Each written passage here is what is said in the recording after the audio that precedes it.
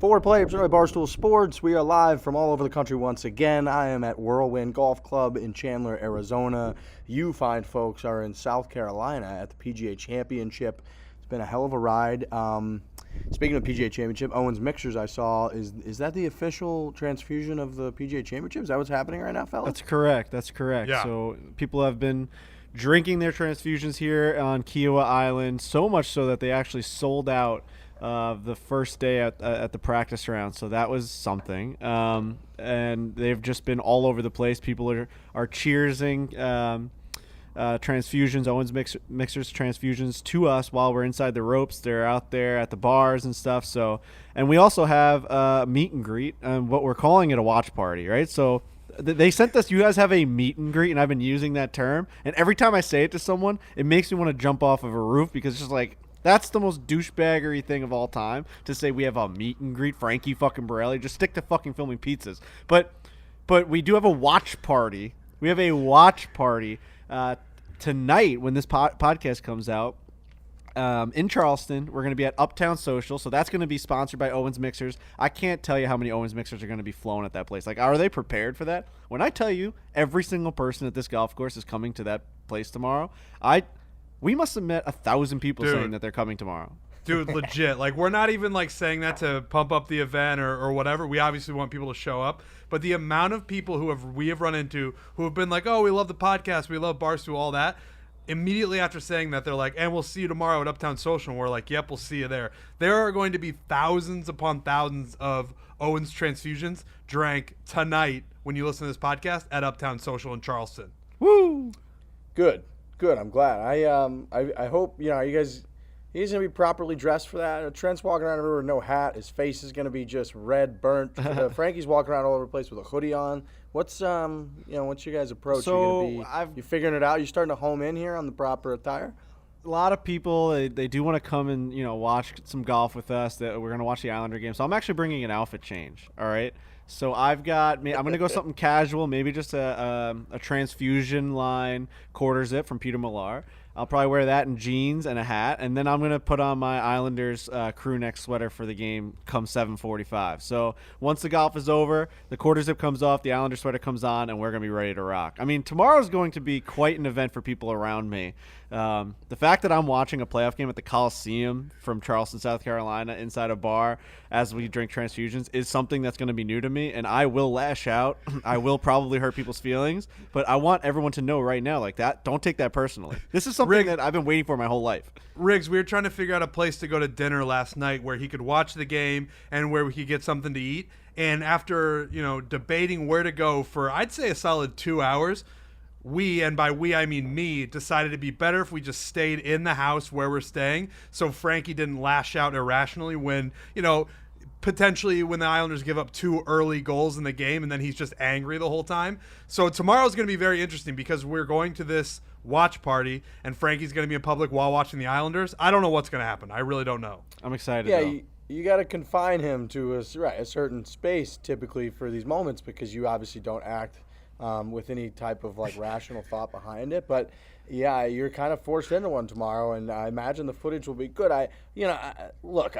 don't think anyone's safe, really, now that I think about it, because if they're playing well, you're going to be fist pumping and hitting going people. Crazy. Playing terribly, you might be throwing beer bottles and transfusions in people's faces. So I don't know what to do. I made such a mistake. I was going to say I made a mistake early on in yesterday's game. We were talking about Brock Nelson. He was out there playing, and I said, "Oh, is he the captain of the team?"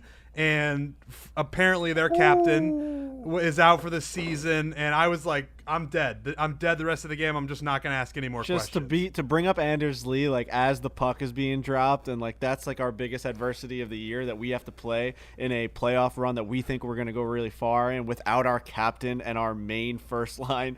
That to me, that was gutless, as some people say, and I won't forget that ever again. No, I tomorrow did that. It was not on purpose, and I really, after that, I felt like the guy at the Super Bowl party that says how much your touchdowns worth? Like, I really felt like such an asshole that I treaded carefully the rest of the way. And, I usually am able to hone it in a little bit in public. Like, I feel like at some point I'm able to, like, become a normal person. With the Islanders, that's kind of an exception. Like, I haven't been able to wrangle it in. And I do know there will be some drunk guys that are going to try and get under my skin.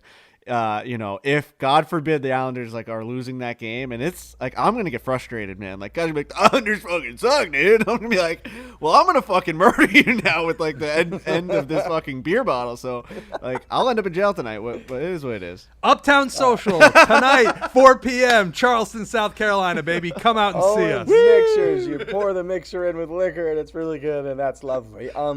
So, boys, last show we sort of we led really not with the major championship. We led with Let Them Play Classic, which we will obviously get into, and things are turning very real. But you boys have had an incredible ride thus far at Kiawah Island. You've been there for 2 days, and you've really run into everybody under the sun. You've had some incredibly funny moments. You've had some very insightful stuff. The TaylorMade truck was off the charts. I think everybody here is even going up being like, did you see that video of the TaylorMade truck? Like, what's going on with that stuff? So so give me a little bit as a guy who's been out of the loop, I'm basically a listener at this point. I've just been watching via the internet what's going on with you fellas.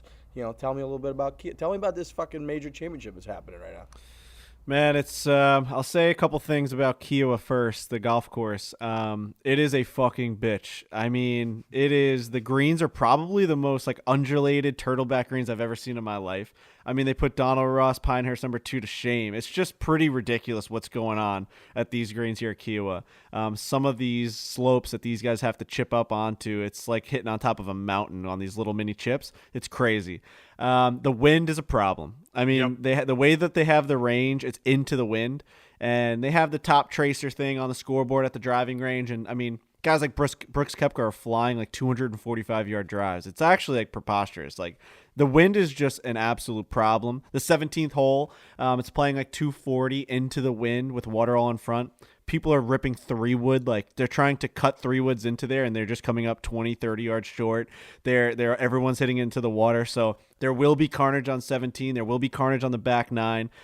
Every single person that's walked off the back 9 here at Kiawah, whether you're a fan or a player, just has this look like, whoa. Like, the fact that these guys have to go down that stretch and potentially, someone will be playing for a PGA Championship.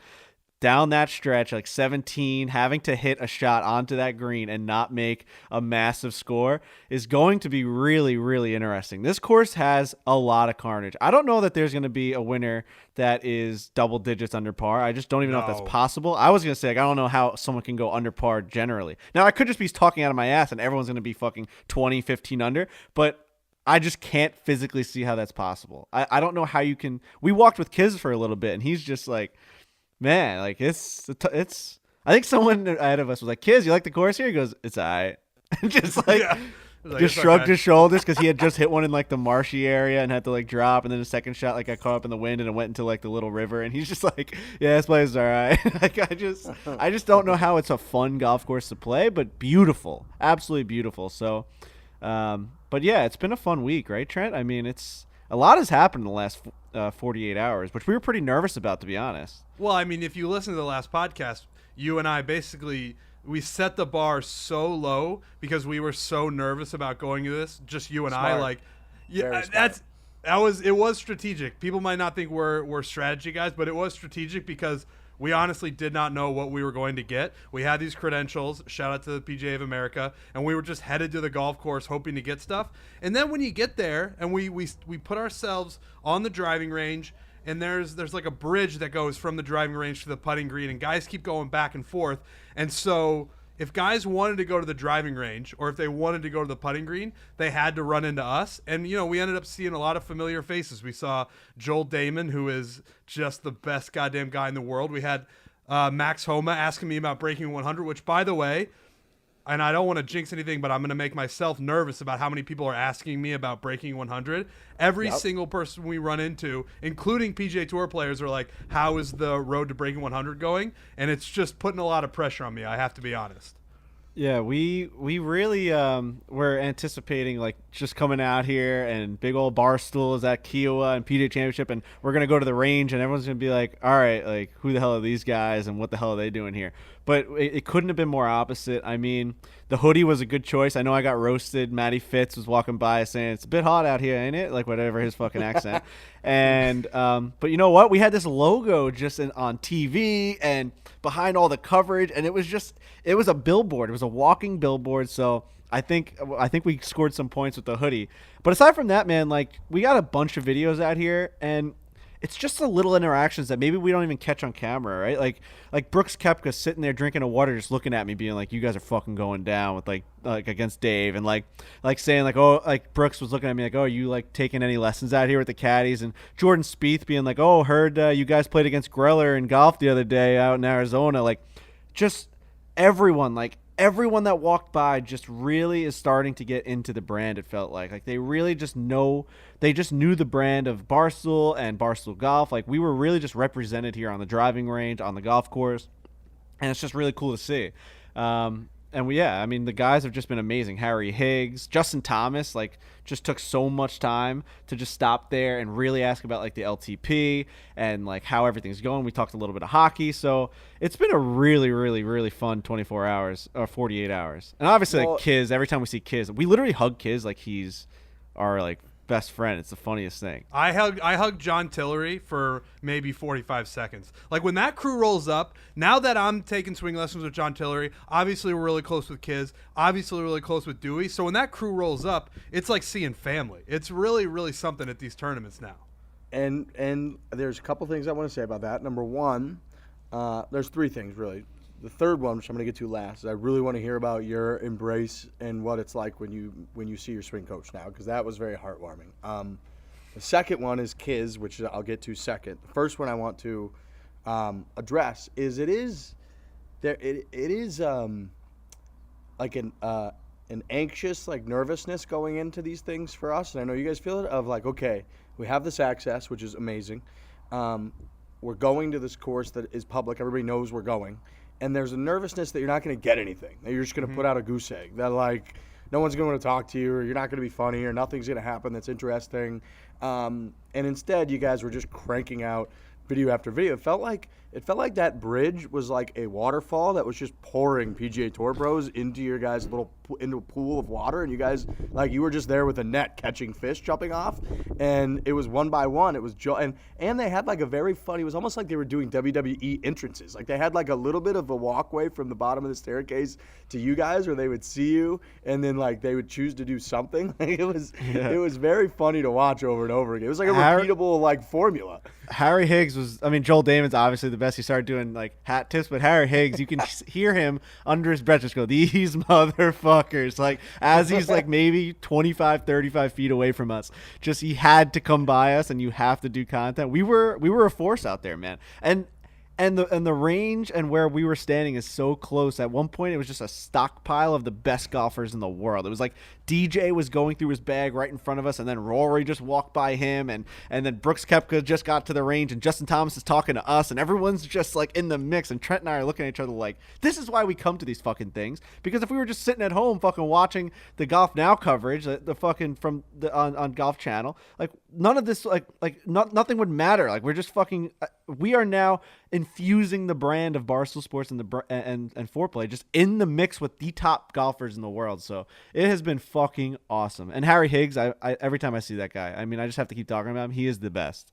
He is the absolute best person in the world. He's so jolly, man. He's just so jolly and friendly, and like he just, the second you see him, you feel like that guy is my buddy, and I could say anything to him, and he would engage in conversation and ask me about my family and my life and my feelings and how I'm doing. Yeah, he at one point he like went under his breath. He's like, "I have you all fooled," because like he kind of walked by. I'm like, "There goes that man again. There goes the best man on PGA Tour." He's like, "I got you fucking fooled, man." me and Michael Greller, we talked a little bit about you with Greller, obviously, with the when you guys played together. But he's him and I connected on Iowa. He was like, "You're the guy from Iowa, right?" And I was like, "Yes, I am. Let's talk about it." And he was like, "Those are the best people in the world." And I've just never agreed with somebody more about something. So it was really, just being in the mix and being able to talk to guys like this is really, not only is it worth it for us as a brand, but it's at this point it's just a lot of fucking fun, man. We talked to Abraham Answer. So here's a couple of little inside things here that we really didn't get on video. Well, Patrick Reed also. Patrick Reed just comes to Barstool Golf and gives. It's very fun. I don't. Trent kind of mentioned this. I don't know what's going on with Patrick Reed because he kind of like does his preparations for major golf tournaments and then walks over to us as if we are the podium for like asking questions at these majors. Like he puts his hands behind his back. And goes, okay, you guys can start now. And I'm like, oh fuck. Okay, like, what do you think? Like, it's just... He did. No, he does that. He did his warm-up, and we were standing right behind him. And obviously, we're close with Kessler, his caddy. Like, we're talking to him a little bit. And then as soon as P. Reed is done, he does a 180, turns around, and like Frankie's saying, like he's standing at a podium, like, what do you guys got for me? And he'll stand there for as long as we want, answering as many questions as we want. And I'm just confused about the whole thing. I know you got close with him at Wingfoot. Obviously, you did the post-round interviews every single day. But it's something's going on where Patrick Reed just assumes Barstool Golf is his one media outlet that he will talk to. It's like insane. It's like someone slipped him something, and now all he thinks about golf media is that us, like anyone that has Barstool Golf on, is the only person that is going to ask him questions and he's going to answer them. It's like the weirdest thing. And so we talked about wind. This is why I brought it up. Incredible. So, incredible. The wind was I fucking. find it so good. Just like, and you can tell all the other ones are like buddies, and you're and Reed. It's like you guys turn into fucking like the scrum where you're like throwing questions at him with your little microphone in his He head. sets that tone, and you're right. He had to. It's unlike any of the other guys. He's just like, what do you guys got for me? And he's very gracious with his time, but it's we talked about wind. So he kind of got buddy. He was out there grinding, and he was shaping this fucking shot with a 3-wood and a 5-wood around. So basically, he took an alignment stick and just dug it into the ground, like basically like sticking up in the air out of the ground. And he was just shaping shots around it. It was like 5 or 10 yards ahead of him. So I literally we hadn't really talked to P. Reed. We were talking to Kessler, and I just out of nowhere was just like, "Hey Patrick, what are you doing right now? Like, what is that?" And he kind of loved that. Like, he was explaining it. He's like, "Well, like we have to keep it to the right side of the stick because we want to be able to go outside to in. We want to draw." And then he started roasting Kessler. He's like, "I draw golf balls. Kessler fades them and shit and slices them." So that really got him going. So I'm like, oh shit, this is about to be like a Patrick Reed video. We're about to do this. And then he kind of turned that off, and it was like, okay, I'm ready to answer questions from the media. So he is one of a kind, Patrick Reed. I love getting stuff from him because he gets clicks, whether it's good or bad. People just love to watch P. Reed. But he does love the win. So the reason I brought this up, again, that's the third time saying that. Patrick Reed and Abraham Answer were the two people that have stuck out to me, where when they walked by or we asked them how they're doing this week and how they're preparing or how they're feeling, they both had this look in their eyes like, I hope this win cranks up even more because I'm a fucking monster in this stuff. Like Abraham Answer's like, I like this. Like this separates me from the rest of the crowd. Like all these guys out here that don't want to hit on the range. A couple of guys were literally like, I don't want to hit on the range today because I hate hitting into the wind.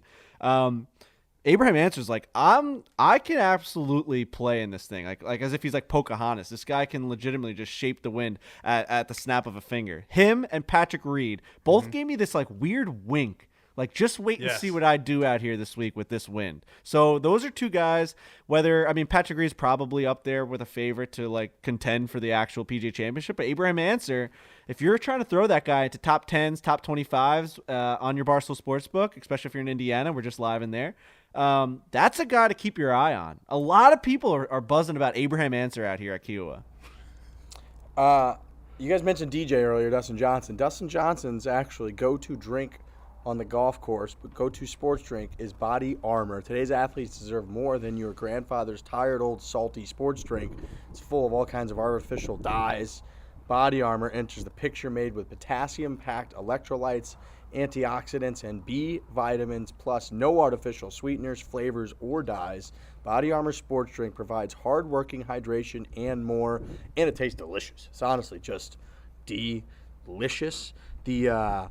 I would say the orange mango, the fruit punch are a couple of my favorites, but Body Armor it's just genuinely good for you. Like we always knew with other sports drinks growing up that that they have the sports drink kind of tag to them, but like you learn as you become an adult, they're like not good for you. They just have a bunch of artificial stuff. They're bad. So Body Armor is delicious, very, very good, and it is good for you. Like I said, it's got no artificial sweeteners, flavors, dyes. It's got coconut water. It's got B vitamins. It tastes great. Potassium-packed electrolytes.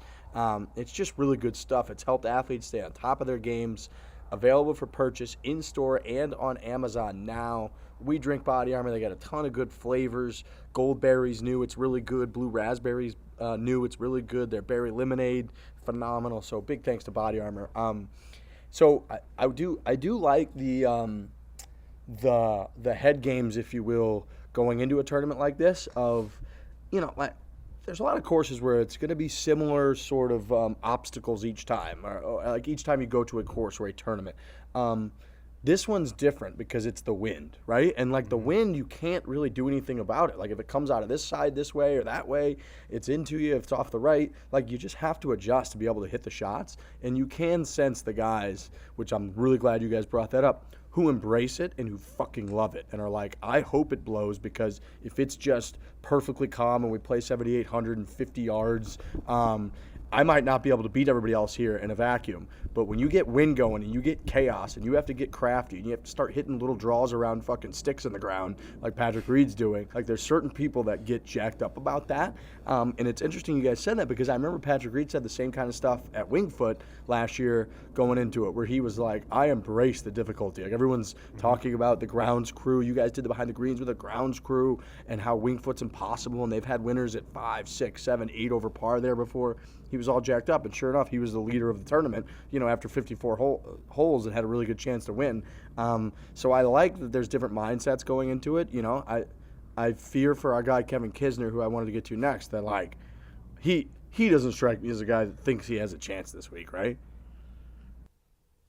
Yeah, I would say confidence is probably low. I don't know that for a fact, but it's just a really long golf course. It's a really long and windy golf course. And it's just, and honestly, like if we had Kevin Kisner on this show a few months ago and laid out the major championships like we did a couple years ago, I think he'd give a very similar answer, where he's just like, I don't really have a chance here. So, I mean, maybe he'll surprise us. Maybe the wind will tear everybody up and he'll putt lights out. He's one of the best putters in the world, but it's just not a course that sets up well for our guy Kiz. Yeah, I just, anyone that can't absolutely crank a golf ball and shape a golf ball like with that stinging action, you have to see how many guys are hitting stingers and low flight balls on the range. It's so funny to see, just like they're laughing. I said at one point to Trent, I've never in my life seen so many one-handed finishes on a driving range at a fucking professional golf championship. Everyone is just frustrated on the driving range. Like Hideki Matsuyama, and I know he probably does this all the time. The guy just fucking won the Masters. Sick golfer. That's not breaking news. I think he hated every single ball he hit on the driving range today. And I don't know if that's because he's like trying to work in shots that he probably isn't used to or is trying to do things. But every single swing, head down, arm flailing, like looking back at his caddy, like, what is happening to me right now? But yeah, you saw a lot of that. We saw a couple shanks.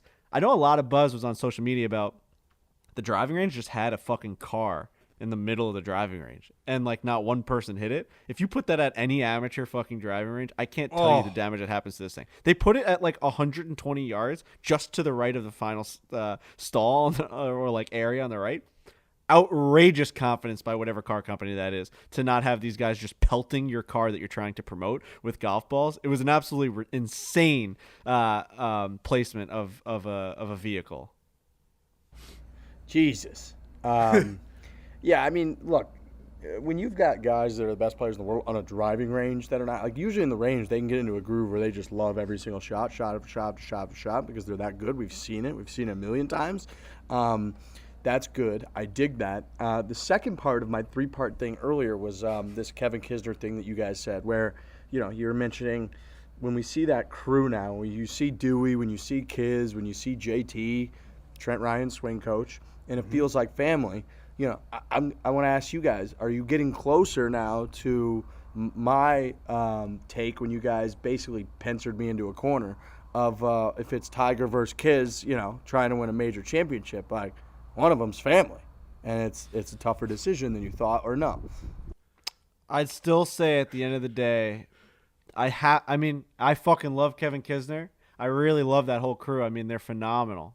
To see Tiger Woods win more majors would be, I don't care who he beats. I can't give it to you. I mean, I understand that your guys' relationship is even more than ours, but even then, I just can't do it. It's fucking Tiger Woods, especially now. Like, if Tiger comes back now, so we asked you that question pre-Tiger shattering his leg into a billion pieces. If Tiger Woods comes back in 2 years and is on 18 at Augusta and Sunday to win the most ridiculous major of all time, literally, you're gonna be like, "Come on, Kevin, beat this guy's old ass!" Like, no way.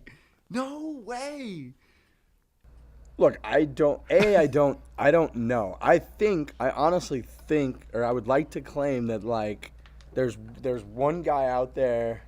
I don't know. I honestly don't know. It's an impossible question. It's such a good story. It's such a good sports story. Like, that would be maybe the best sports story of all time. We've been diehard Tiger guys forever, and like if we had never met anybody on tour ever, Tiger would be 2,000 times. We'd be bigger fans of him 2,000x than anyone else on tour. But I guess like the delta is getting a little closer for me is essentially right. what it comes down to, and it's like, how can you when you've got a guy that treats you like family, that's like your boy, and then you would root not for him, but then you're like, but it's Tiger Woods, and you're like, okay, that's actually a fair point. So I don't know. I would just I love that you guys said that. Like, it feels like our family is coming down the stairs and like arriving at the range, because it's the whole squad. It's like Trent and Jake have now done a weekend in like Georgia with John Tillery and his kids like tubing behind a fucking boat, and that's like Kiz's guy, and they all go duck hunting together, and it's like, so the whole thing is it's good, it's cool, it's great that we're in the mix as much as we can possibly be. That you guys are just boys with everyone on the golf course. I like that, like, Matty Fitz is clearly locked in and he's focused at these things. He's told us that before, yet he couldn't help but walk by and just chirp Frankie for his hoodie. Which you knew he had seen on, like... How long in the day did you make it with that hoodie on? Oh, once Matty Fitz... Yeah, it was a long time. Maybe 5 hours, 6 hours, but once Matty Fitz said something, it was off. Okay. Because at that point, I was like, this is getting fucking ridiculous. I understand. I was also sweating. I'm like, dude... No oars and Alps in the world can like help me. I was just a fucking pool of sweat. So it was long overdue to take that hoodie off. I do want to say before we get on to other things, we were talking about the wind, and obviously wind's going to be a huge storyline here at the PGA Championship. We actually talked to Scott Van Pelt, who's fucking the man. And we had such a great conversation with him about the Islanders and just about everything, like Barstool, the LTP, the whole thing. And he was telling us, like, we were kind of going back and forth, and we're going to get him on the podcast at some point. He said he would love to come on. He's a guy that talks for a living, so it is really hard to, like, ask a guy like that, hey, can you come talk about golf a little bit more? But he said he couldn't. He there's certain things that he just, like, wants to be a part of, and this is one of them, like, for sure, that he would come on. So that's going to be great. But we were talking about, like, Scott Fawcett and, like, how the decade argument comes into play with all these golfers. Maybe not an argument, but like style of play where it's so mathematical and analytical, and then you get a golf tournament like this with a lot of wind, and it's really hard to say that like that comes into effect really at all, right? Like, it feels like the decade stuff is like almost in a perfect bubble, and I wish we would have asked Scott about that. Like, he does bring wind into it, and like the way that the ball can move from right to left, like, what is it, like the dispersion rate, right? Yeah. But dude, when you have like gusts and stuff like this, like 25 mile an hour, 30 mile an hour swirling winds, like at some point, and you saw it on the range, like you just need to have that skill and that like ball sack to be able to like bend golf balls and legitimately become like Pocahontas out there. And I don't know that you can download an app and learn how to do that, right? What part of what SVP was saying is that, like, when you're over the ball and you've already done all your analytics and all the math on where you know that the best place for that ball to go is, and you're standing over the ball, and right before you swing, a gust of wind comes. Like he kept saying, like, was that gust of wind on your sheet? Was that gust of wind like on the sheet that you were reading? And the answer is no. But like, let me confirm here. You guys were just standing at PGA Championship talking about this with Scott Van Pelt. Yes, it's preposterous. I mean, it was are crazy. We fucking serious, right? I mean, are we putting enough highlight on that? Like that's unbelievable. It was like a 20 to 25 minute conversation. It was insane. Never stopped. It was just he's like the man. He's the fucking man. And dude, you would be very proud of me because I'm not like everyone probably thinks I'm like outgoing and crazy and a lunatic, but like sometimes in these situations I get a little shy. Yeah. And like guys will just walk by us and I'll just be like, nope. Like just made eye contact with that guy. He looked away and I'm gonna fucking like kill myself. Like it was like crazy. And then all of a sudden SVP walked by and I just stood in front of him. I go, SVP, Frankie Borelli, Barstool Sports. And he goes, no fucking way. Like, because like he never would have noticed us without that, right? Like maybe whatever. He doesn't know us by face, but he's like, oh, your Islanders, like tough one. So immediately he knew everything. We fucking hit it off. And he's just the absolute man. But he actually brought up, and I want to stand up for him. He did clarify that he's not anti-analytics and he's not anti like decade stuff. He just thinks that at the end of the day, like what Trent is saying, that gust of wind isn't on your sheet. It's not in your app. And like at the end of the day, you have to just learn how to hit the shot. And he brings up one example and he says it perfectly because he's fucking Scott Van Pelt. But Tom Watson in 2009 has a chance to become the oldest champion at the Open of all time. He's in a playoff with Stuart Sink at Turnberry, and he's standing over a fucking iron and he's debating 8-iron or 9-iron, and Tom Watson knows exactly what kind of shot he has to hit. He knows the yardages, he knows the middle of the green, he knows the front of the green, he knows the back of the green. He decides to go with an 8-iron. He flushes the fucking golf ball in a playoff against Stuart Sink to win the Open, right? This would have been the most incredible Open championship win of all time. He would have surpassed Jack Nicklaus as the oldest winner of all time. All that stuff. And once he makes this contact with the golf ball, a gust of wind hits in the middle of the air. Now, was that part of your pre-shot analytics or any of this? No, because you just didn't know that was going to happen. What happened? He overshot the green by a lot and ended up losing the playoff to Stuart Sink. That sucks, and that is also something that you can't control. So at the end of the day, like, that's just golf, man. Like, you just got to go out there and play at some point. That's kind of the point he was making. Like, well, yeah, everything goes out the window once that gust of wind came in and that ball was in the air. Everything. Right, and SVP wasn't on one side entirely. He was like, the analytical guys need to take a little bit of that feel and mix that into their game, and all of the guys who want to play with all the feel, they need to mix in some analytic into their game. So it's like, it's a melting pot, but at the end of the day, it is golf, and you got to feel what is best for you. It makes me think if a guy like Bryson doesn't give like the feel enough, like a guy, he won the fucking U.S. Open at Winged Foot. He dominated the field. No one else was even under par. This guy has to be able to give himself some credit that he's able to adjust on the fly, and it's not everything that he learned in Como's ridiculous like basement dungeon that they have, and they're hitting golf balls at 1,000 miles an hour, right? Like there has to be some aspect that you're able to adjust. We talked to Joey LaCava when we were after, and we've probably said this in the last couple episodes, but when he was talking about like Tiger Woods knowing where his misses are, right? Like that's a feel thing. He knows that when he's coming a little bit too steep, he knows to push something out. That's all just like feel and knowing golf. Like I just feel like these guys don't give themselves enough credit for just being born with like another part of their brain. And we can talk to the brain doctor that was in Happy Gilmore about this. But like, I just think that they have something that you can't like learn in an app. You just have to fucking hit the golf ball. These guys on the range today were learning how to hit these shots that they've probably never even attempted in their lives.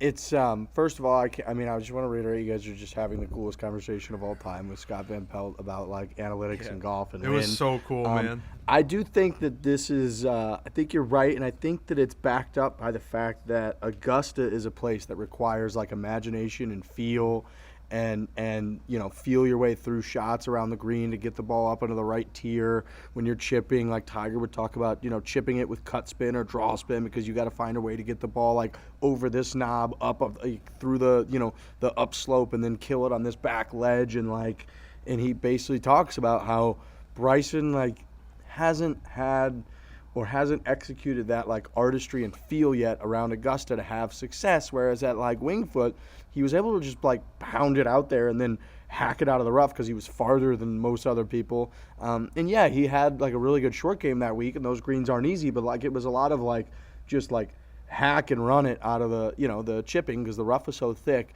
Whereas Augusta, it's like these tight lies, and you got to be really imaginative. So that definitely is in line with that. And I will say too, and we're not going to name any names, but after the Scott Fawcett and the Decade interview, which we loved, like it was fascinating stuff for us. This is very different than any way we've obviously ever thought about the game of golf. I got a few texts from some prominent folks in the golf world that were like, how big of a douchebag can that guy possibly come off as? So, like, yeah, and again, like he was super nice to us. I love talking with him. I think it's fascinating talking about it. But it's clearly not the only way to think about the game of golf. Right, and it's not. And he had me just like wrapped around his finger, and this is not like an anti-Scott Fawcett thing because I do respect the way that he approaches the game. I do obviously respect him coming on the podcast, but the fact that he was just like, I'm right and you're wrong, I'm big and you're small. I was like, you're fucking right, dude. Like, yeah, I've golfed 3 or 4 times since that interview, and I've told every single person I've stepped up to the first tee about just like my new style of golf. How I'm just going to be like, I'm going to download the Decade app and I'm going to learn all of my misses and all of my trajectories and all of my rate dispersion. And like at the end of the day, then I come to a real golf tournament, a championship with actual guys who made it. And that's no dig at fucking Scott Fawcett, but sometimes I'm just like, I think he's just angry at the world that he never made it. Like whatever, it is what it is. But I would love to know if these guys like really do agree with that, because it doesn't seem like they're sitting there. It's just, at a golf course like this with that much wind and this much creativity, like you're saying that you needed Augusta and you need imagination in a place like this. I just think guys that are able to step into another zone are gonna elevate themselves this week. It's not gonna be the guys that learned it in a classroom or in their fucking lab. It's gonna be guys that actually know how to bend golf balls like superheroes. Like that's what you're gonna need this week. You need a Tiger Woods like stinger 2-iron off fucking tees, and you need like crazy decision making. I'm very excited for this championship. I am very excited to see who wins this thing. And one thing that's really cool is that your guys' excitement level for this has continued to elevate day after day being on site, which I think is like such a cool part of it. It really gives it a lot of like verification or credibility that like now that you guys have been there, you've been on site, you've seen it, that you're getting more and more hyped for the tournament. You're seeing the players, how locked in they are, and even on the text group of like, yeah, this guy, we got a little bit from him, but like he's locked in, he's dialed. It's a major championship. It's a really, really hard golf course, as everybody talks about. It's just getting me like hyped up that these guys are about to play for a major championship, and one where like Rory McIlroy just won a couple weeks ago, and he won here by 8 shots. So like he's the favorite. You got all kinds of storylines with Jordan Spieth, who's been resurgence. He played well at the Masters. He played well last week. He won a couple months ago. You've got DJ. You've got Rahm. You've got all of these names, and it feels pretty wide open. I would say like it doesn't feel like there's a few names that could win. It feels like the damn thing is wide open, and there's a ton of different names you could throw at it that could end up coming out on top.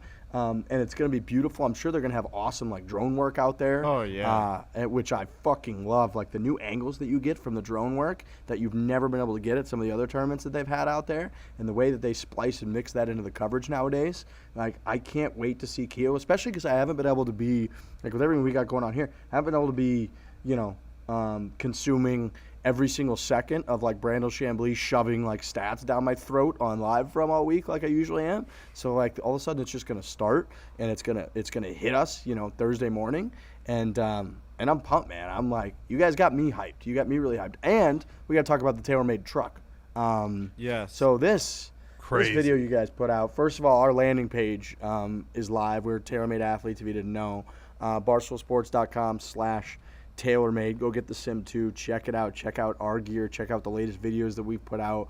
Check out the Tour Response, which is a golf ball that's for people who have always wondered what those high-priced tour balls are like. You're afraid to pull the trigger, maybe. Maybe it's just not in the budget for you. Tour Response ball is just an awesome ball. You can even get them branded with the Barstool logo at the Barstool store. But do yourself a favor. Go to BarstoolSports.com/TaylorMade.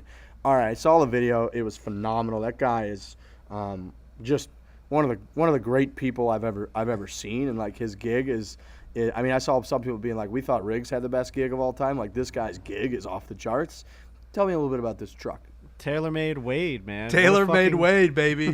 What a nickname. I will say, so we were like thinking of fucking content. Obviously, I'm like stressing out before the tournament, and we're like, oh, okay, why don't we message TaylorMade and see like what they got going for us? We're TaylorMade athletes now. Can we just like go on the truck? Like, is that something that can happen? We wanted to do that when we were at TaylorMade Media Day. We never ended up doing it, so let's do it now. They're like, go over and knock on the door. Like, I thought this had to be cleared by someone, or you had to tell someone you were coming. We walked over. It's like, first of all, TaylorMade has their thing set up, and he says it in the video. I don't know if it actually made the cut on it, but he's like, we make it higher and bigger than everyone else because we can.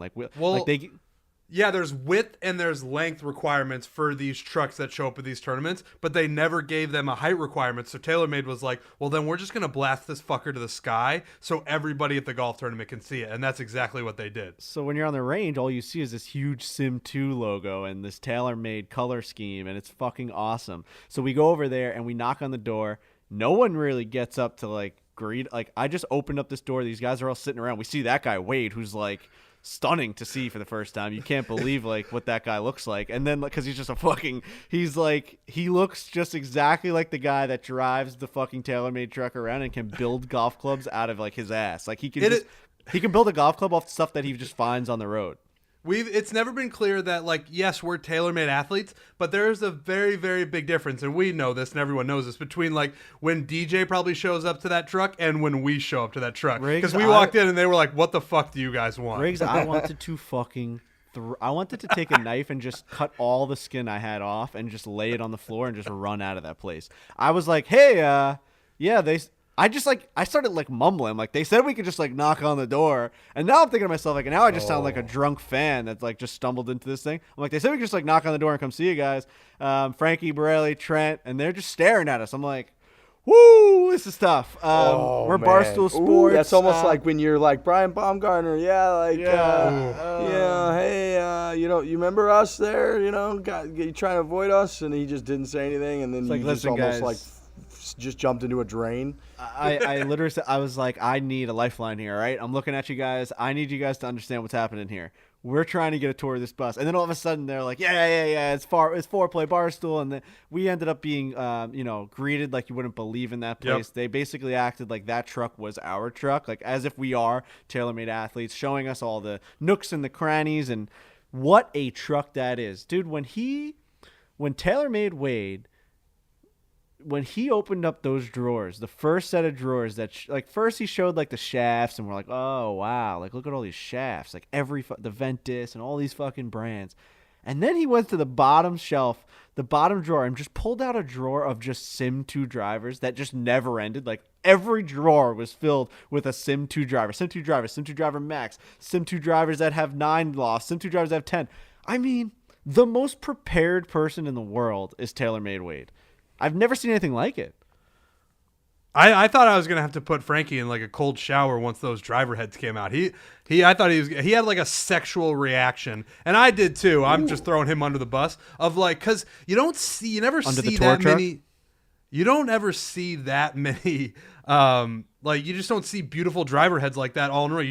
We have ours in our bag and we go golf together, whatever. But when there's just beautiful, they almost look like pieces of candy in that drawer, and it was just, we had borderline sexual reactions to it. And TaylorMade Weight tells us some interesting facts about it, where so most trucks have grinders on them where guys will come in and they're going to want their or mill, and they'll want to get things milled, right? These wedges. So you'll bring in a wedge and you want to get it milled, but what we found out is that TaylorMade's new wedges are all like factory milled already, right? So every single wedge is the same exact way. You're never going to find a TaylorMade wedge differently. So guys like Dustin Johnson and Rory McIlroy and Colin Morikawa, I mean, I think he said a couple of his names. I can't remember, but I think it was definitely Dustin Johnson. Hits a new wedge like every single tournament, or maybe even every single round. To be honest, it's like a brand new wedge all the time, and it makes the way TaylorMade makes that wedge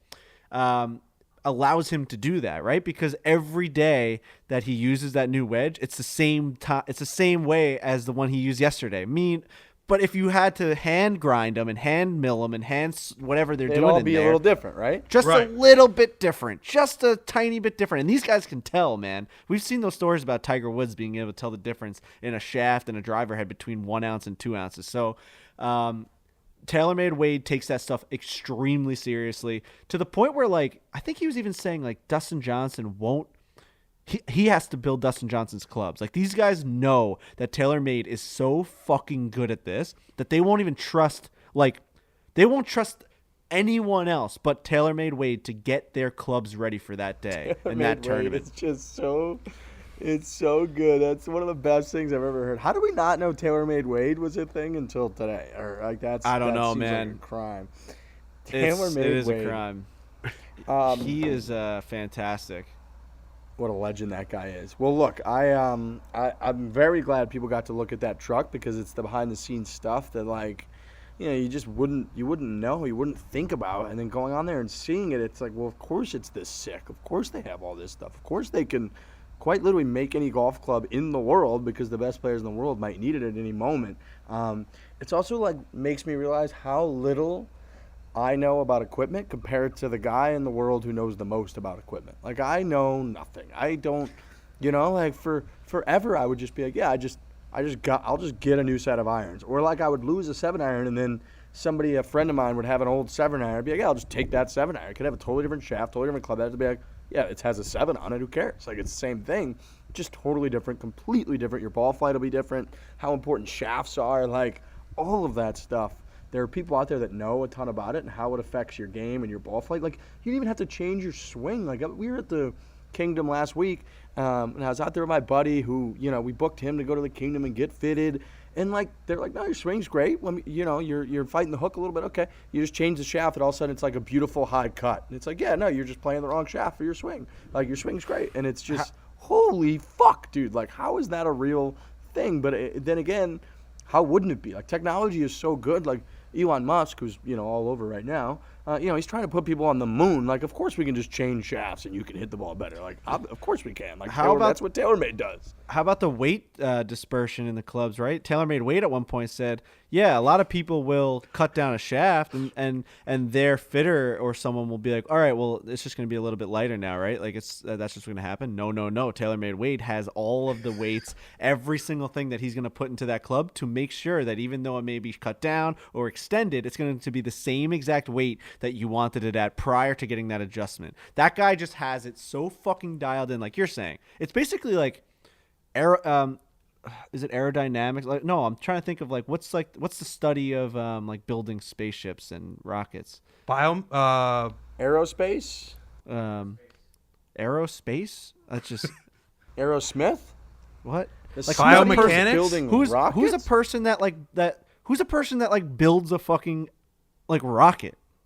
An engineer. An engineer, an aerospace engineer. There we go. Jake in the background just kept saying aerospace. Like, that wording doesn't work, right? It's not. It's a person's not aerospace. Jake is very confidently wrong many times. A person is not aerospace. Like, I understand that you're probably smarter than me, but that just didn't sound right every time he said it. Aerospace engineer is what I love it. He kept shoving it. He kept shoving it too. No, aerospace.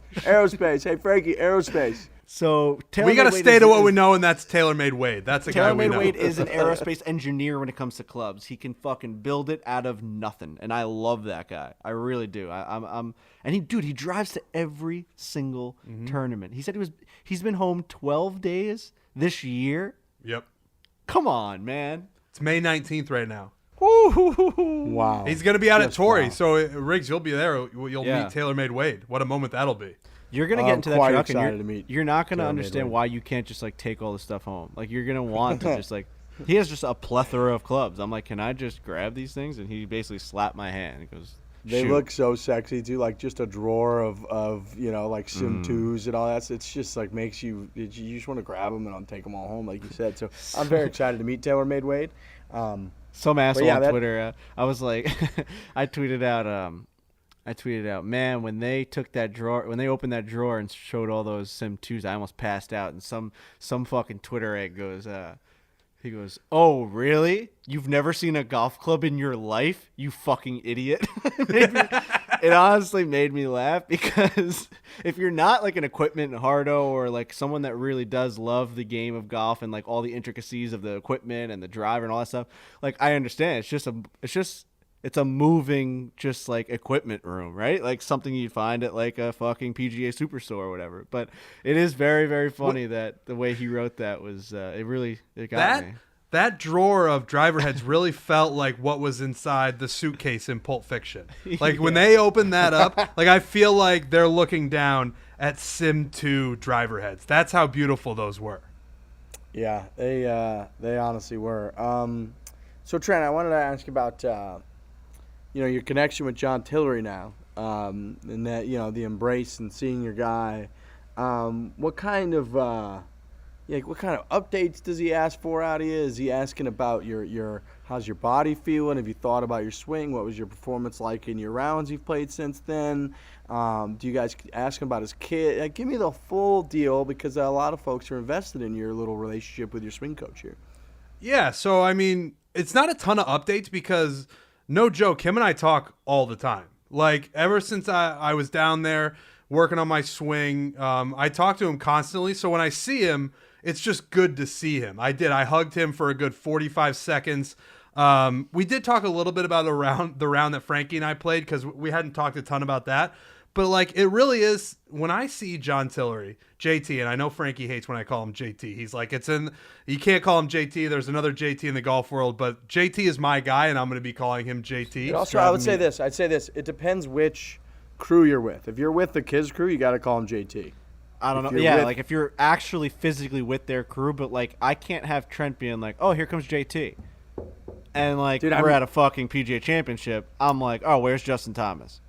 I remember, speaking of that, a couple of years ago, we were at Pebble Beach, and Kiz had totally fooled me because he was like, "Yeah, why don't you guys swing by the house on Tuesday, and we'll do the pod, and JT's staying with me. He can do the pod too." And I was like, "Are you fucking kidding me? Like, amazing." And we were, and we're texting back and forth, and I was like trying to kind of confirm, like, that's cool that he's going to do it. And then, when we showed up, no offense, but like John Tillery turns the corner with like a bagel in his hand, and I'm like, hey, he's just as important. John Tillery, JT is just as important in the golf world in my eyes. I will say, JT, we gotta clear that up. John Tillery's out there, man. Like he was grinding on the putting green with Rickie Fowler. Like we act like this is just Kiz's guy. Like this guy's out there with Rickie Fowler, who is grinding to get back into the limelight. Right? Like that's not an easy job. Kiz is his guy, and I'm not saying but like Rickie Fowler I feel like is like a new project for him, right? Like, and maybe it's not like that's not the right wording, but like this has to be somewhat more of a new challenge to have a guy like Rickie Fowler who has had success, who is like slipping a little bit, watching the fucking Masters at Tiger Woods' house, like sipping on John Daly's. You want to get this guy back in the mix. He's fucking Slick Rick. That's who this guy is. Can we get this guy dialed in at the PGA Championship? And they were working, man. We asked JT about it, and he's like, "Yeah, man, he's walking with a little bit of a swagger right now." Messing around with the guys, throwing a couple digs at people. Like that's that crew. When guys like that, JT, Spieth, Rickie, are kind of like messing around with the crew, I feel like they're in good spirits. But yeah, when I see my guy JT, it really feels like a guy that I've known for 10 years. Some people you just hit it off with, and John Tillery is one of those guys for me. So yeah, when I saw him, I was like, how's it going? Where are you staying? And he was like, I'm staying over here, and the fam's coming down, who I obviously met, and they're going to the beach. And, it's just, we have a really good relationship. We got a lot of things to work on still. We talked a little shop just about, keep my lower half moving, don't let yourself drift too far away with the takeaway. Make sure you're staying over the ball, things like that. Do you know now what that shit means? Like, is that in one ear out the other sometimes? Or are you like, yeah, no, I know that now. You're right. I do know what he means because when the video comes out of me going down there and training with him, he drills it into my fucking head. Like, there's no way I couldn't know what that is. Like, it's going to be hard to explain in a podcast, and the video's not that great because you can't see my lower half. But essentially, when I was taking the club back before, my entire body was shifting to the right, and that's just a big no-no. So I need to stop shifting and just stay over it so I don't have to work so hard to come back through the ball. Because if I drift too far, then I'm using all my power to bring myself back around. But if I stay over it, the power just stays right there, and I can swing all the way through the ball, if that makes any sense.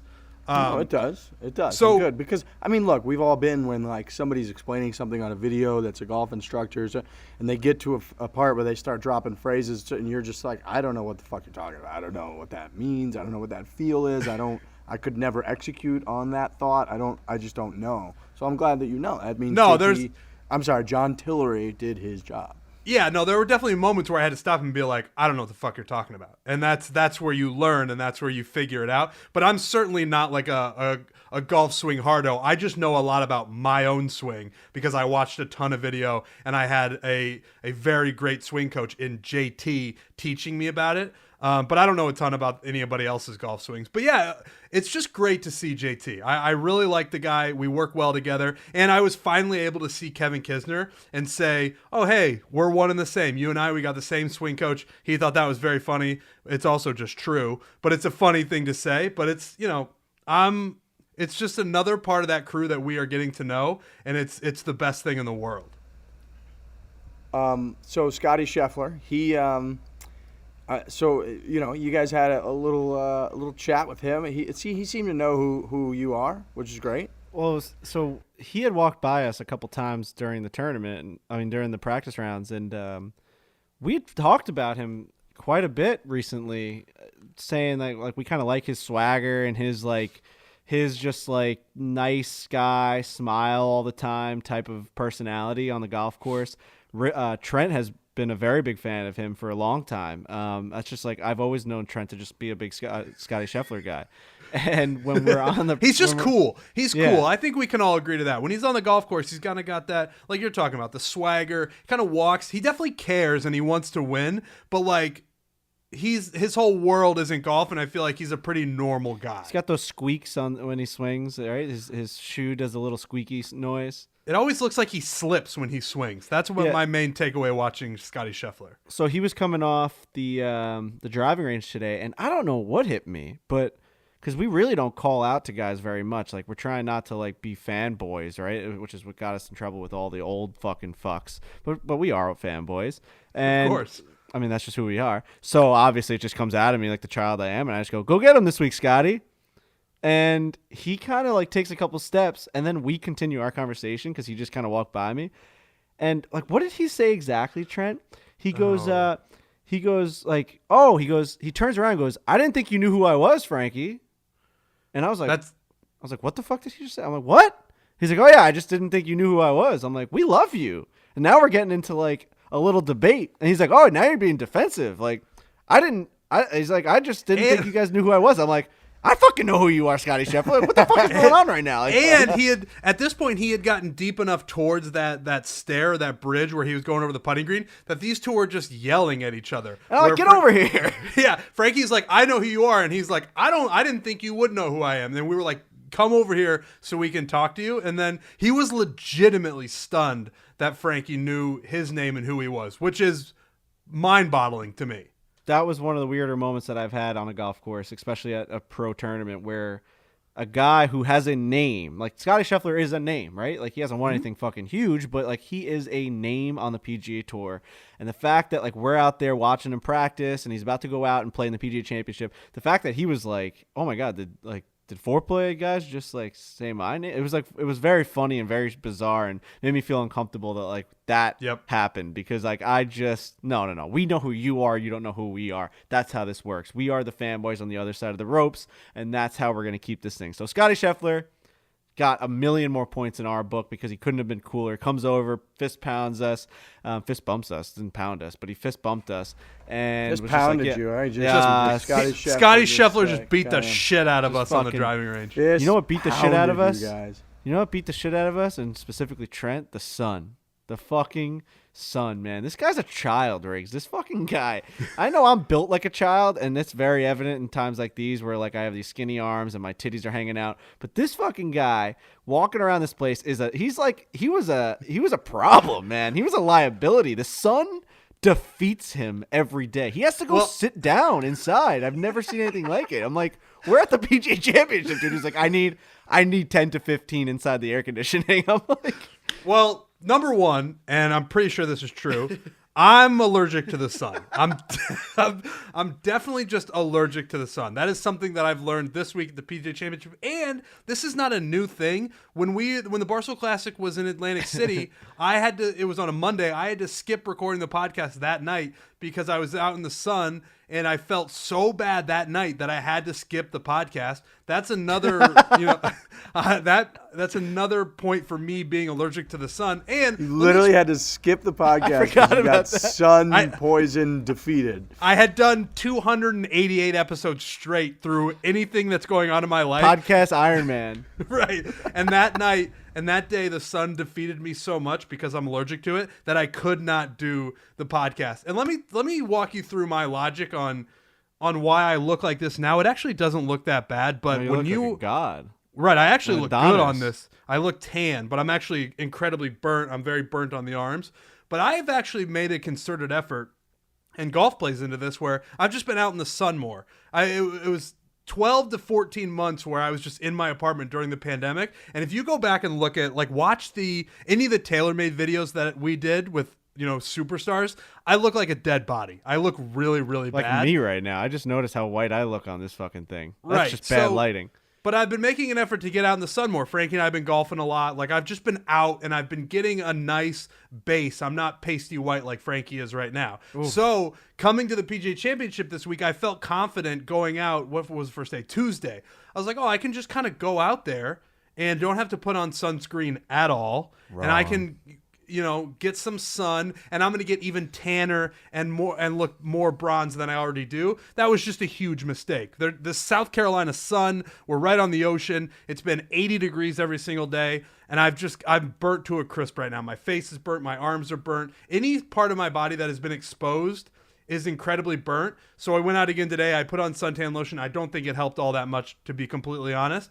But I really do feel like shit when I'm out in the sun for a long time, and I don't know if that's going away anytime soon, to the point where I honestly think I'm allergic to the sun. So you're clearly getting defeated by the sun. That's kind of predictable. You are very childish in that regard. The Whoop stats. I'm curious what your guys' Whoop data looks like walking around that place the last couple days. How are you guys holding up with Whoop, which is one of our longtime partners here? Yeah, actually, we had quite the night. The first night that we were here, we got it. Trent, was that before we got? Yeah, that was before we went to the golf course. So we got in.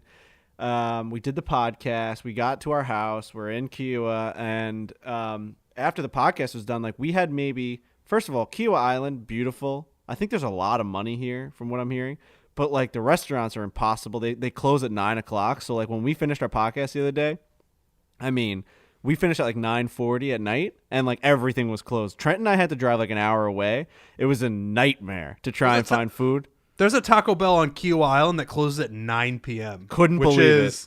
Which seems illegal in America. And the reason I'm bringing this up is because we really, really made that night later than it had to be, and we were getting up at 5:30, 6 o'clock the next day to try and get to this golf course early, and we were getting to sleep at 1. When meanwhile we got here at 5 in the afternoon. We just couldn't believe we were getting to sleep that late. And our whoops, we were genuinely curious about what our whoops were going to be the next day. Is it going to be a 3% or is it going to be fucking 90%? I don't know that a lack of sleep necessarily correlates to a low recovery rate. I think that there's been data amongst all of us that have shown that really lack of sleep doesn't really mean that you're going to wake up with a bad score. So I actually only had 4.5 hours of sleep, and I woke up with a 75%. So I've been feeling pretty good out here. I don't think I've dipped below a 75 or 80% recovery. Walking out here. Strain hasn't been too bad because we've really been on the range most of the time. Yeah, what the Whoop does is it, in terms of sleep and recovery, if you get 4 to 5 good hours of sleep as opposed to say 8, it's not so great, you'll have a better recovery with the good 4 to 5 hours. I'm actually, sun allergy aside, I'm an 82% today. So 10-5 strain. I'm a 10-5 strain. We did some walking around. We walked the course a little bit today, but yeah, it's been tracking everything. It really, Whoops Riggs, are great. I would tell you this: kudos to the people that are buying tickets to this thing, and I'm glad that they are. PGA Championship. We love Seth Waugh. We hugged Seth Waugh on the golf course, by the way. Saw him walking. He had blue sunglasses on, like a superhero. What a fucking blue star he is. He and I know dresses and looks and appears like a star. You're thinking it's like, oh, maybe a dark blue, like they could look black in a different light. They were blue, and it was incredible. He looked like Ringo Starr, fucking like little circle, like bright blue circles. We hugged him. We loved seeing him. So thank you for putting on a great championship, Seth Waugh. But I do want to say that the people that have come here, you are in for maybe one of the worst walks at a tournament you could possibly have. It is sandy. It is long. I mean, to get to the first hole is like a 15-minute walk from the driving range. Then you're all the way out there. Each hole is built like there's no hole coming next to it. You got to go from 3 to 4 to 5 to 6 to 7 to 8 to 9. You can't walk across fairways because it's just marshy. There's alligators. So you are going to have a very high strain here at the Kiawah PGA Championship. That is what I am going to tell you about Whoop.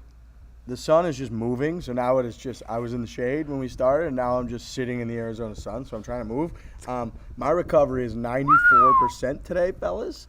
And that correlates because I'm feeling fresh. I'm feeling good. We got a lot of work to do. There's a lot going on, which we're going to get into. But you guys can get 15% off right now if you go to whoop.com. That's WHOOP.com. Enter the promo code FOREPLAY at checkout. One word. You save 15% off. WHOOP. That's whoop.com. Enter code FOREPLAY at checkout. You save 15%. Whoop's awesome. Does the sun move or does the earth move around the sun, right? Like, what was that about? Well, you're right, but I mean, the sun is moving, right? Okay. Okay, in theory, Frankie, I'm sitting and attached to the earth, and the earth moved a little bit this way, right? So the sun is hitting me from a different angle, which I think is wildly crazier.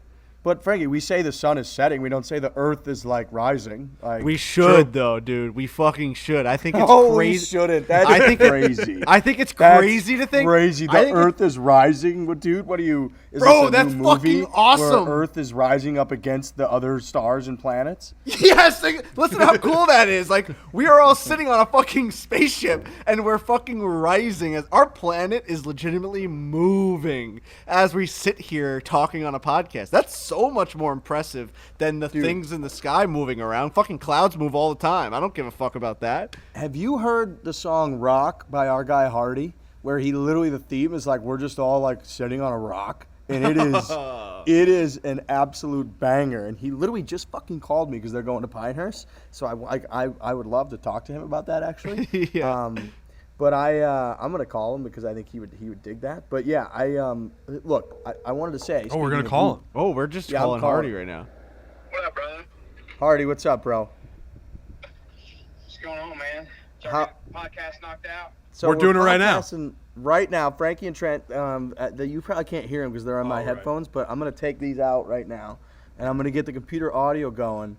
But I wanted to say that we're talking right now about the sun and the earth and how we're just sitting on this rock that's a spaceship. And I was like, have you heard our guy Hardy's song Rock and how good it is? Oh yeah, man, that's awesome. Hardy, is that something you often think about, that we are on a planet? And I feel like we don't take a step back and understand that we are on a floating rock amongst billions of other floating rocks. I think about it every single day of my life. So much so that you made a fucking banging song about it. Dude, I literally was driving down the road. That's how I thought of that idea. Is I was driving down the road and it was this concrete road, and I just was it was like a stoner thought, but I literally was thinking to myself, at one point, everything, we have all this shit now, cell phones and fucking buildings and all this shit. And at one point, all this earth was grass and trees and rocks that you could turn into metal. And then I was thinking of just everything is this. The entire earth is literally a fucking rock, and the roads you're made out of, and everything. And that's I don't know why I thought to write that down to write a song about it, but I just thought it was a weird, crazy thought. But y'all are right, man. It's crazy to think about. I love it, man. We were just talking about it. And I was listening to it on the way to the course today, and I put it right back on because I was like, you know what, dude? Hardy's right. Like, we are just on a fucking rock. Like, that's it. Yeah. There's nothing more fancy about it. We're just on a rock floating through the space. Yes, dude. It literally is like that's like the realization you have when you do mushrooms, you know? Right. That's right. Whatever mushrooms does to your brain, I think I was born with, right? Like, I just feel like I think you would take mushrooms and you would feel differently. I think it's different than that. You would just go even further into that rabbit hole, dude. Yeah, I think correct. you go real That's deep amazing. into that. Well, look, I know you guys are on your way to Pinehurst, so have fun. I'll call you later, and I want to, sync up and hear about Tobacco Road and your trip and everything. Oh, absolutely, man. I'll holler at you tomorrow afternoon and let you know how it went. All right, brother, play well. good luck. All right, y'all be good. You too. All right, bye. Wow, Dude, funny. his song Rock is just, I think it's called just Rock, and it is an absolute banger. So I knew he'd be jacked up about it. Riggs, let's talk about what you got going on, because we're out at the PGA Championship, and what you're doing is reaching out to the PGA Championship, because every player we talk to has been like, what you guys are doing, what Riggs is doing out in Arizona is truly incredible. So I know we talked about it a lot on the last podcast, but give us an update on what's going on. How are things going with the LTP Classic? Yeah, I mean, boys, it's turning real, right? Like, behind me is the practice green. We got it roped off right now. So it's like super Where'd you guys get official. ropes? Dude, we were talking with the crew, yesterday getting set up, and I was like, can you rope stuff off? And they were like, we have some rope, but I don't know if we have the stakes. So I think we made it a Home Depot trip, or they just had it here. This guy, Drew, who, by the way, Drew is, and I'm going to send you guys a picture. This guy, Drew, is awesome. He's the tournament director, tournament coordinator for Whirlwind Golf. He's supposed to be off Thursday, Friday this week, and instead he's up at 5 a.m. out there, like, selecting pins and all kinds of stuff. He actually found out about the tournament, like, from his friends being like, that's awesome, you're hosting at Whirlwind. He's like, I'm off Thursday, Friday. What the fuck are you guys talking about? And he's the man. But what I want to say is he is Phoenix, Arizona, Dave Galinsky. Like, he literally looks like him and has the exact same job. Like, he's just West Coast, like, desert Dave Galinsky, who Dave Galinsky is the guy, I called him the assistant to the assistant pro from Pinehurst. He's boys with all of us. He just got promoted recently to head pro of courses 1 through 5 in the Cradle at Pinehurst. So he's awesome. He's our buddy, and he loves to chirp and get chirped. And I'm telling you, I'm going to show you guys this, and you're going to see Drew, because he's going to be in videos and stuff. He is just Phoenix Dave. It's like, it's fucking amazing. But anyways, Drew was like, yeah, we got rope and we got that. So Home Depot runs and we getting all that shit set up. But it's turning very real. We were just talking about Whoop, and I wanted to list the sponsors that came in. So a lot of folks were asking, what was the price tag for the LTP Classic to cover the expenses of all of the girls and all the coaches and all the staff and everything else. It was around $100,000 total, I would say, actually a little over. And Cisco, Whoop, G4, TaylorMade, Bushnell, and Trifecta Nutrition are the advertisers, the partners that came on. There's a lot of stuff in terms of NCAA compliance and whatnot, where like sponsorships can't be tied to players or likeness and all of that stuff. So like it's not even like they're going to be able to get plastered all over the place in terms of exposure. You got to be really careful about it. They just kind of wanted to help and be a part of it. So they're navigating those waters as well and being like as strategic about it and careful about it as they can. But a big thanks to Cisco, G4, TaylorMade, Whoop, Bushnell, Trifecta Nutrition. And to everyone who bought merchandise, because 100% of those net proceeds are going to the cover the expenses as well. So it's great, man. These girls, dude, are fucking so good at golf. Like, we have this, this putting green roped off, and the Mississippi State team. It's very funny too to see, like a powerhouse SEC program. Like, they arrived on a private jet, as we talked to Charlie about. They went to TPC Scottsdale yesterday, like practiced.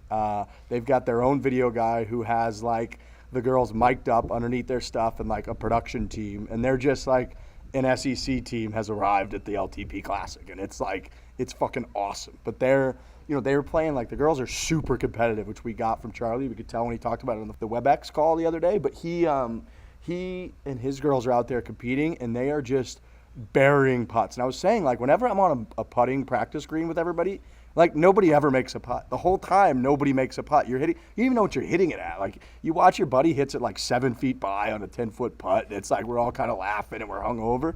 Every putt that they hit goes in. And it's like they're playing like knockout, basically, of like 12-foot putts. And it's like if one of them gets knocked out, it's shocking. Like, they just make them all the time. So they're incredibly good. They're all on the course right now. They're fired up, right? They're taking like team pictures on all the, around all the signage, and a huge credit to like Lisa Litvak and our events people and like Allison and Alex with merch and everybody who got everything coordinated, and like the signing. How did signage get made? Like, the tournament didn't even exist yesterday, and we have signage here with all the teams. We came up with the idea of like the tall banners to list all the names of all the players out of the teams, which are really cool. They're all taking pictures in front of that stuff. The course is pure, so like they're all jacked up about the weather being perfect. There's no rain. It's fucking 95 degrees and sunny here. But it's good. They're all appreciative. So I've had to rock sunglasses in case I start tearing up. Nobody can really tell a few different times. So and then the other thing is that I'm kind of trying to be quiet because they're here, but everybody out there listening now knows this, and you guys know this in this moment. But this video that we had made, where we reached out to a bunch of our friends, of different notable names around the world that we've been orchestrating and putting together. Like, there's whispers from them that there's some kind of surprise, but I don't think that they're prepared for this video and kind of the names that we got in this video. It's gonna be really cool tonight, and everyone's gonna know the result already. But yeah, I think this video is gonna be badass. That video is going to be incredible. First of all, I'm sorry. I think you may have heard me giggling in the background because some random like phone just started ringing in this house that we're renting, and I mean, whoever called that just got the most like weird answer out of our fucking producer Jake, our guy who's sitting back there, and he didn't want to make any noise, so he answered the phone and went, "Hello." Like, imagine you whispered hello into the fucking phone. Why did he answer that phone? Why would you answer that phone? Imagine, like, someone owns this house. Like, imagine that's, like, someone's, like, sister or something, like, trying to call, like, Annie, and it's just, hello. Like, holy fuck. What is happening? What is happening at the house? That's one of the creepiest things I've ever heard, actually. Dude, he just goes, hello? I was like, oh, shit. Dude, I'm jacked up for these girls. A lot of buzz here at AP. Like, they're like grinding on the putting green right now. Like, this as they should be, dude. We talked. Like, so SVP were. Tournament. They got like sticks out and shit. They're like grinding on the putting green right now. Dude, SVP was saying like that's like what they should be doing. Take this thing very seriously. They want to win this thing. Isn't that awesome that they should that they're taking this thing that seriously, that they want to win? Yes, and the other thing. So I'm talking with we got a guy, Lance Ringler, out here who's from Golf Week, and he covers like college women's golf. He's put on a bunch of tournaments, so we paid his expenses to come out here and basically consult with us to make sure like we do everything right. And he was talking, and he's like, he's kind of giving me the DL about, first of all, the Hovland girl is not related to Victor Hovland, so everybody can stop kind of asking about that. But he was telling me, he's like, this girl from South Dakota State is really good, and he's like, so like she's kind of my not favorite, but he's just kind of going through giving me information. And he was also telling me, he's like, yeah, in terms of like points and all those things for like All-American honors and all that, he's like, no, I'm counting this. Like, when I do my rankings for these girls and like my All-American selections and all that, he's like, I'm counting the results from this tournament. So he's like, this means a lot. And he's like, and these girls, like some of these girls, some of these ladies, like if they had been able to make it either both as teams or as individuals to NCAA championships at Greyhawk, like they could have made a serious run at winning a national championship for like individual and for teams. So he's like, this is no joke. Like, they're out here to fucking win. So right. So there's like a lot at stake. I was talking with a few of them, and I just told them, I was like, you guys know there's going to like be some people here tomorrow. And they were like, really? And I was like, no, like there will be people here watching you guys. And they were like, we've only played in front of like our parents. And I was like, no, like there will be people here watching. So that got them like, they're all giddy. They're like really jacked up, tapping each other like, oh my God, we're going to have like people on the tee. So I think 7:30 a.m. again is too early for our crowd. But I think by the time we get to the afternoon tee times, like between 12:30 and 3:30. You know, they're going to tee off on a Thursday here in Chandler, Arizona. I think there's going to be some people on the tee. I think it's going to be fun. I think it's going to be unlike anything they've ever played, for. And it's cool to be around such a serious event because these are legit some of the best girls in the country who are going to like go on and play professional golf, play on the LPGA tour, and they're taking our tournament very seriously. Like, they're thankful that we did it, but I'm flattered that you guys showed up, right? Like, we could have put on a tournament and then been like, why would we go play in a Barstool? Like, doesn't mean anything. But like, right. No, they said in their brains, all of them, like, yeah, we need to go play in that. And now all of a sudden it means something. Like, someone's going to walk away here Friday night and they're going to be like the LTP Classic champions, and they're going to like wear that forever. They're going to take that back to their school. They're going to put it in their trophy case. Like, that's going to be a win that they had as part of their college career. So it's starting to get very, very real. It's starting to get emotional. I imagine, tonight when we have our opening ceremony, I'm going to give a couple quick remarks and we're all going to get together. It's been cool. Like, man, I think it was the ETSU team that they've got, like, two of the girls on their team are fifth-year seniors. So, like, they COVID year last year. So this was 2 years in a row that they just, like, their years and seasons ended without being able to hit a golf shot.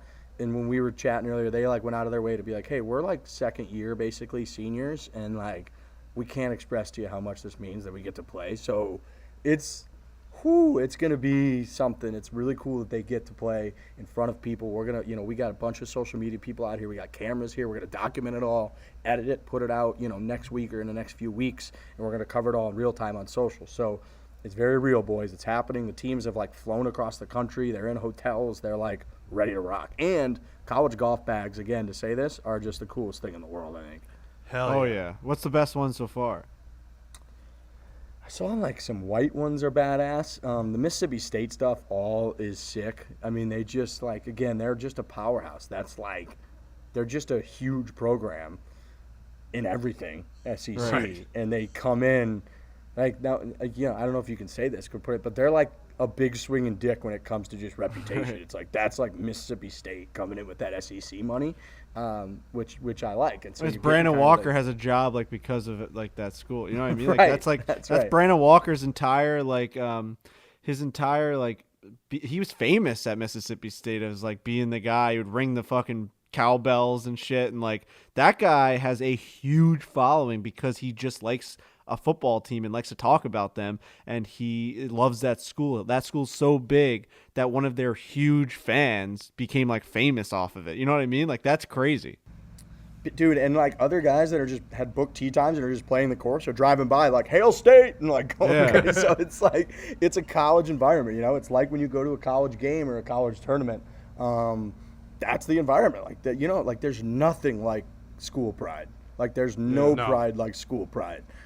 You wear it forever, and they're in the heat of it. Like, these are the moments and the memories that when they look back and, and they might have a job interview in 10 years where it's like, oh, you played in that LTP Classic? Like, wow, I'll never forget that. Like, how'd you guys do? And then they, like, talk about their performance and everything that happened with the NCAA and how public it was. And like, those are the memories that you recall forever, and they're here, and it's about to start. So it's incredibly cool.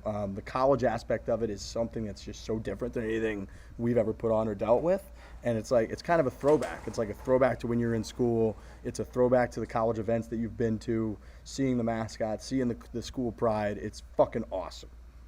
Yeah, man. Like I said before, it's making serious waves all the way on the other side of the country. SVP knew about it. JT knew about it. Spieth and Greller, they knew about it. So it's like, I think everybody's just now excited to see how it goes. I think you guys are very clearly going to pull it off, and it's just going to be a goddamn scene out there.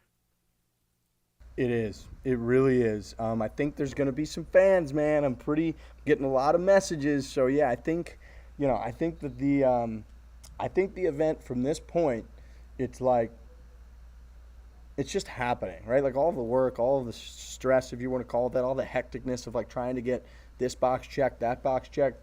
Now they're here. They've seen the golf course. They're doing practice rounds. And tomorrow they're going to hit shots that matter. And people can follow along on Golf Stat. There's a link that we're going to put out, so the live scoring will be out there. We'll be doing live streaming. We'll be putting all kinds of social clips out there and broadcasting it, showcasing it, highlighting kind of these girls and their, how good they are at the game of golf. The one I shared on my Instagram story of one of just going driver off the deck, no problem, and just roasting it was like crazy. All right, we're here to play golf. This is just real golf. So yeah, it's sick. It's really cool. And I don't think this will be the last time we do something like this. Yeah, I think it is the start of something awesome. The amount, like I said, and like Trent said, the buzz out here is crazy. Every fan, immediately knew like, oh yeah, Riggs is out there doing the tournament, like congratulating us. I'm just like, no, that team out there, what you guys did is phenomenal. So hats off to everyone. Going to be awesome to see the results. Can't wait to see the videos. Can't wait to see who actually wins this thing. You've got just a lot. Yeah, it's just a lot of eyeballs on these girls that, it's a blessing in disguise. We said that the other day. Like they're playing like the biggest tournament that they've ever played in, even though it may not mean anything towards what their original goal was. This is now like the most popular, biggest tournament that they're playing in, which is very funny that it's a Barstool thing. Yes, and that's showcased, tonight, or it's already been showcased for people by, these videos. And you guys were fucking huge getting a couple of those videos, like SVP, Justin Thomas. Like, are you kidding me? The gravity of those videos and sort of showcasing to these girls, like, hey, it's not just like a media thing. Like, people care. There are people out there that literally are going to be following your live leaderboard and your swings, and they can't wait to see who wins and the results, and they're so pumped that you get to play. So it means a lot to them. That's kind of the whole point. That's why everybody's working hard. That's why Lisa Litvak, basically took her week off from being on the road all year long and flew immediately to Arizona and then is flying immediately back to New York on Friday night on a red eye to go to a cousin's wedding. It's like, we want to give them something that matters to them, and we're going to, and they're taking it seriously. So it's cool. I want to show you guys this again. This from Tulsa, just this driver off the deck. Ugh. God, just a missile. So yeah, they can play, fellas. But yeah, people dude, follow along. That video is going to be on social of like everyone like wishing them well and stuff. Like, it will? It's okay. Yeah, so we're going to play it. And again, it's funny, like we're now talking in the past, but for everybody that's listening, but we're going to play it, here in it's about 4:00 here. We got a welcome reception starting at 5:30. It's going to go till about 6:30 or so. And during that welcome reception, I'm going to say just a few quick words and play that video for them. And then after we play it, keep it a surprise. We're going to put that all over social, and I think it's going to be pretty powerful, as it should. That'll be big, dude. What like the way that happened, like on our end, like we're kind of talking to people, and JT just like was so Justin Thomas now. No disrespect to John Tillery, love that guy, but this is Justin Thomas we're talking about. Just immediately like, oh, what's up, guys? Like, how's it going? Like, what you guys are doing is amazing out there. Like, tell me more about it. He really wanted to know, like, and we have the video out there. He wanted to know, like, the intricacies of, like, how it's working, like, how the NCAA was involved now, like, all the stuff, the sponsors, everything. Whoop, he was interested in because he knows that he's a huge Whoop guy. So, just the coolest guy in the world. And then I was like, yeah, actually, we're putting together this video. If you like, just wishing the girls well, whatever, if you could do anything, I'm like, we'll grab you later. He goes, you have like, give me your phone right now. Like, this is no problem at all. Now this guy's preparing to play in a major that like, he's like legitimately like a favorite in, right? Like, he's like the second favorite behind Rory McIlroy in this fucking major championship. And he couldn't have been better. One take wonder. You've already seen everyone's probably seen the SVP one. What SVP said, I legitimately almost started crying. Like, he is a man made for the camera, made for TV. He speaks for a living, which he said to us. And it's just, God, man, I can't imagine the other videos you guys got, because like just the two that we saw in front of us, we were like, man, this shit's giving us the chills. So that was really, really cool. And it's just cool to know that it's meaning a lot to guys that really like don't have to care about it or at all, like, right? Like, they're just fucking famous guys that get to just walk around and do whatever they want, and they really took the time to understand what it was, and were super interested about it. Yes, and like, dude, when you guys, I'm walking away so they don't hear, because I don't want to ruin the surprise. Yep. Everybody else has like seen it at this point, but you guys haven't seen the video yet. I've seen pretty much the final copy. Like, we just got a few videos in last second, so I put myself on mute earlier. But like Brendan Ebug, our guy, spliced all of this up into like such a good video that when you see this, like, there will be, I think, some tears. There'll be a lot of laughs. And I think people will just be fired up at the end of it because, like, the way that he structured it just got you, like, it hit you in a lot of different feels from a lot of different people that are clearly paying attention. So yeah, great work getting those. And yeah, I'm excited for the tournament. People can follow along all week. Thursday, Friday, we got 18 holes, 36 holes Thursday, 18 holes Friday, and we're going to crown a champion. And a lot of golf. It's going to be awesome. It's a lot of golf in 2 days. And it's going to be like Seriously. 100 degrees. What a grind for these girls, but that's what they wanted, man. This is it. It's real. It's real. So yeah. Good work at Kiawah. I'm pumped to watch, and yeah, I mean, now it's just we keep rolling. We got to cover a major, we got to cover the LTP, and life goes on, boys. Yep. Tonight we will be obviously tonight when you're listening to this, the LTP Classic will have already basically had 36 holes played, and then if you are around in the Charlotte area, I don't know. This is not Charleston. I don't know why I'm still pumping this because I think every person in Charleston is coming to this thing. We will be watching a New York Islanders game tonight. We will be watching Kiawah. We will be watching the PGA Championship. We're actually going to go to the PGA Championship during the morning, so if you see us out there, we're probably going to station ourselves around 17 because I want to see the Carnage station. Mm-hmm. I know that just triggered you, but it did. I felt like my brain, like I was like, what the fuck happened? So we're going to do that. Hopefully we don't get too much sunburn tomorrow because we don't want to look like idiots, but that's just the way it goes. Good luck to you, Riggs, because this is going to be a huge one tomorrow. Good luck tonight with the speeches and everything, and I mean, it's going to be awesome. I got to practice names tonight because there's some names in the field there that so I got to practice names tonight at the apartment. That's the big plan. Good luck, boys. Travel safe. Good luck to your Islanders. Let's go Blues. And thank you. That's all I got. Hit it hard. Hit it hard. Hit it hard.